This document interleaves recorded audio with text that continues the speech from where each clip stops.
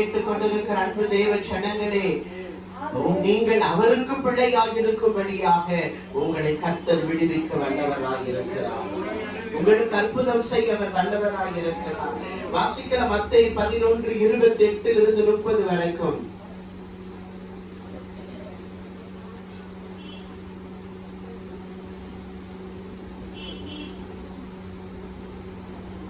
வருத்தப்பட்டு பாரம் சுமக்கிறவர்களே, நீங்கள் எல்லோரும் என்னிடத்தில் வாருங்கள், நான் உங்களுக்கு இளைப்பாறுதல் தருவேன். ஒரு பண்டிகை நாள்ல இயேசு கிறிஸ்து ஜனக்கூட்டத்தை பார்த்து வந்து சொல்றாரு, வருத்தப்பட்டு பாரம் சுமக்கிறவர்களே, நீங்க எல்லாம் என்கிட்ட வாங்க, உங்க தோல் மேல இருக்கிற சுமையை நான் இறக்கி வைப்பேன், உங்க பாரத்தை என்னிடத்துல கொடுத்துடுங்க, என் பாரத்தை நீங்க வாங்கி கொள்ளுங்கன்னு சொன்னாரு.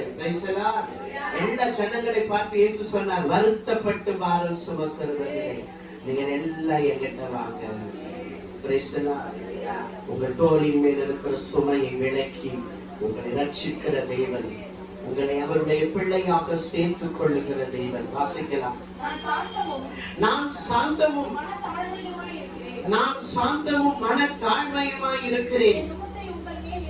அவர் சொல்றார், என் பாரத்தை நீங்க என்கிட்ட வாங்கிக்கங்க, உங்க பாரத்தை என்கிட்ட கொடுத்துடுங்க. இன்னைக்கு 2 பேர் சுமந்து கொண்டு போகலாம். ஒருத்தர் பார்த்து சொல்லுவாங்க, என்ன சொல்லுவாங்க, என் மேல ரொம்ப பாரம் அதிகமா இருக்குது, அதை உன் தோல் மேல வச்சிருந்தேன், உன் மேல இருக்கிற அந்த பாரம் எப்படி இருக்குது, ரொம்ப லகுவா இருக்குது, அதை என் மேல வச்சிருன்னு சொல்லுவாங்க. இது மனிதனுடைய சுபாவம். இயேசு சொல்றாரு, உன் பாரம் ரொம்ப பெருசு, அந்த பாரத்தை நீ என்கிட்ட கொடுத்துடு, என் பாரம் ரொம்ப லேசானது, அந்த பாரத்தை நீ வாங்கிக்க. வாசிங்க, மேலே வாசிங்க. நான் சாந்தமும் மன தாழ்மையுமாய் இருக்கிறேன், ஏன் நுகத்தை நீங்க வாங்கிக்கங்க. அவர் நுகம் என்ன? அழிந்து போகிற ஆத்துமாக்களுக்கு ஜெபிப்பது, சுவிசேஷம் சொல்லுவது, ஆத்துமாவை ஆதாயப்படுத்துவது, இதுதாங்க அவர் பாரம். ஆனா உங்க பாரம், என் பாரம் பெரிய பெரிய பாரமாக இருக்கும். நம்ம குடும்பத்தை குறித்த ஒரு பாரம், நம் வாழ்க்கையை குறித்த ஒரு பாரம், நம்ம பிள்ளைகளை குறித்த ஒரு பாரம், நம் குடும்பத்தில் இருக்கிற போராட்டங்கள் பிரச்சனைகளை குறித்த ஒரு பாரம். நம்முடைய பாரம் பெருசு. அதுதான் அவர் சொன்னார், உன் பாரத்தை என்கிட்ட கொடுத்துடு, என் பாரத்தை நீ வாங்கிக்க. இன்றைக்கு கர்த்தருடைய வார்த்தை கேட்டுக் கொண்டிருக்கிற அன்பு தெய்வ ஜனங்களே, உங்கள் பாரம் எதுவாக இருந்தாலும், உங்கள் தோள் மேல் இருக்கிற சுமை எதுவாக இருந்தாலும், அதை கர்த்தராக இயேசுவினிடத்தில் ஒப்புக்கொடுங்கள். அவருடைய பாரத்தை நீங்கள் வாங்கிக் கொள்ளுங்கள். கர்த்தர் உங்களை விடுதலை ஆக்குவாராக, கர்த்தர் உங்களை ஆசீர்வதிப்பாராக, கர்த்தர் உங்களுக்கு நன்மை செய்வாராக.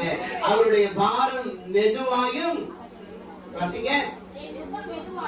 என் நுகம் எப்படி இருக்குதா, ரொம்ப மெதுவா இருக்குது. அவர் நுகம் எப்படி தெரியுமா, ஒரு மூட்டையில பஞ்சு போட்டு வச்சிருந்தா எப்படி இருக்கும், அந்த மாதிரி ஒரு நுகம். நம்ம நுகம் எப்படி தெரியுமா, ஒரு மூட்டை ஃபுல்லா கருங்கல்லு, ஒரு மூட்டை ஃபுல்லா கருங்கல்லு, மண்ணு. இப்படி நம்மளால சுமக்க முடியாத பாரத்தை அவர் சொல்றாரு, ஏமா உன்னால இதை சுமக்க முடியாது, இதை என்கிட்ட கொடுத்துட்டு. என் பாரம் எப்படி தெரியுமா, ரொம்ப லகுவா இருக்கும். ரைட் போட்டு பாரு, ரொம்ப லகுவா இருக்கும். ஒரு ஆத்தும ஆதாயம் பண்ணுவது, அழிந்து போகிற ஆத்துமாக்களுக்கு ஜெபிப்பது, தேசத்துக்காக ஜெபிப்பது, இதுதான் அவருடைய பாரம். நம்முடைய பாரம் ரொம்ப அதிகமானது. அதெல்லாம் ஒவ்வொரு தேவனுடைய பிள்ளைகளை பார்த்து சொல்ற, உன் பாரம் ரொம்ப மோசமானது, அதிகமானது, அந்த பாரத்தை என்கிட்ட கொடுத்துடு. என் பாரம் எப்படிப்பட்ட தெரியுமா, ரொம்ப லகுவா இருக்கும், அதை நீ வாங்கிக்கோ. அவரோட விசாரிக்கிறவரான வழியால் உங்கள் கவலைகளை எல்லாம் அவர் மேல வச்சிருக்கிறார். கர்த்தர் உங்களை விடுதலை ஆக்குவார், உங்களை ஆசீர்வதிப்பார்.